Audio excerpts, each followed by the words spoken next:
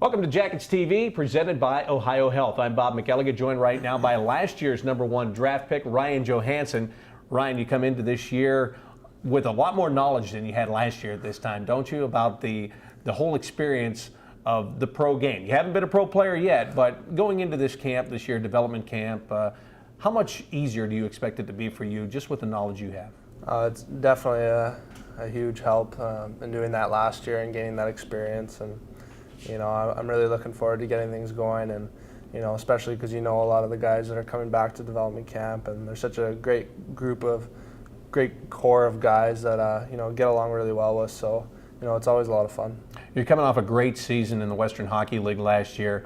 You had 40 goals, and that season now being behind you, how far do you feel that you came as a player when you were, in some ways dominating the league in what you were doing? No, for sure. I felt like I came a long way this season. I mean, my first few months when I got back, I felt like I struggled a bit. Like, not necessarily struggling, but not meeting my expectations. And then as the season came along, I felt like my game just kept getting better and better, and right through the end of the playoffs.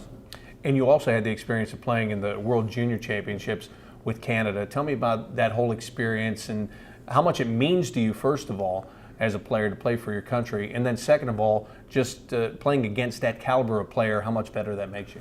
Yeah, I mean, it's unbelievable just to put on that sweater, and the Canadian fans just love their hockey, and it was just so much fun playing in front of those crowds and in Buffalo, and all the fans would come down from the Toronto area and Niagara Falls, and it was just tremendous, the atmosphere in the building, and the players in that tournament are such highly skilled, high-end players, and I definitely gained a lot of experience out of that as well, and learned a few things, and I felt like I had a strong tournament there as well.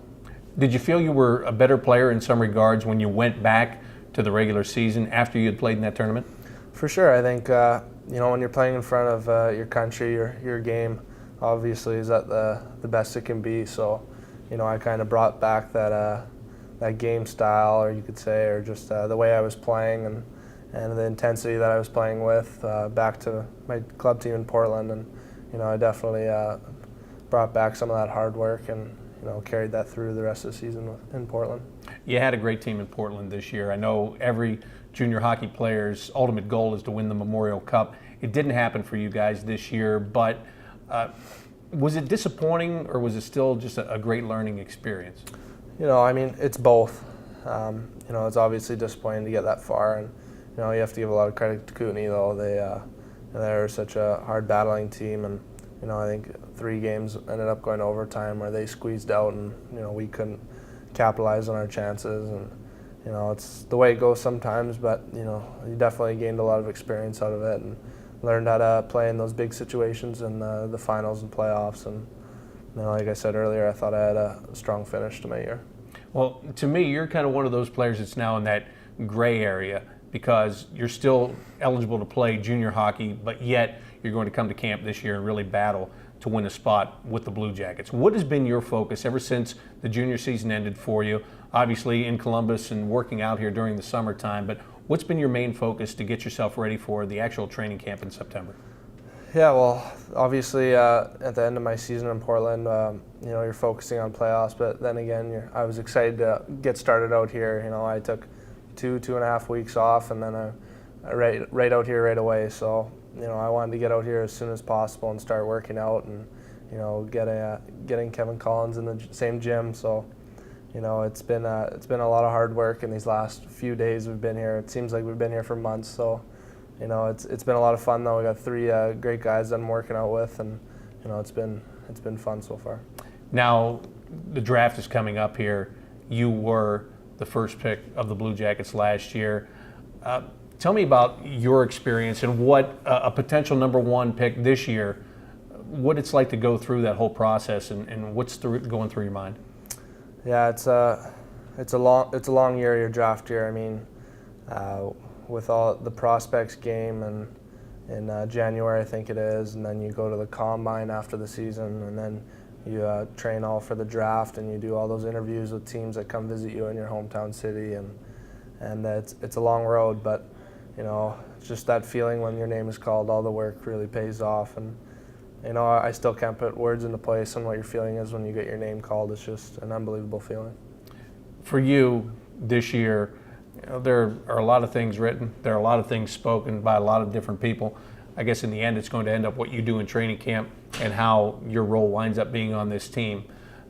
Someday, obviously, a lot of people hope you're a number one center. If it came to the point where you made this team and you played on a third line, in a third line situation, either center or wing, is that something that you would just take and get yourself better as opposed to going back to junior again? Oh, for sure. I mean, you're playing in the best hockey league in the world, so my goal coming into camp and throughout main camp is just to make this team. And I'm not coming in to be a first line center and impress everybody. I want to take it one day at a time as soon as main camp starts, and then just do the best that I can do, and hopefully everything falls into place the way I want it to.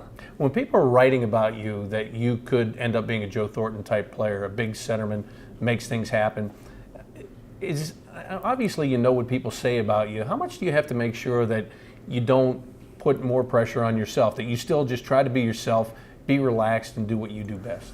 Yeah, for sure. You can't let that stuff get to your head, and the biggest thing for me is you just kind of use it as confidence that people are complimenting your game like that, and like I said, you just want to make sure that you stay even keel and make sure you're focusing just on what you need to do to get better and make this team.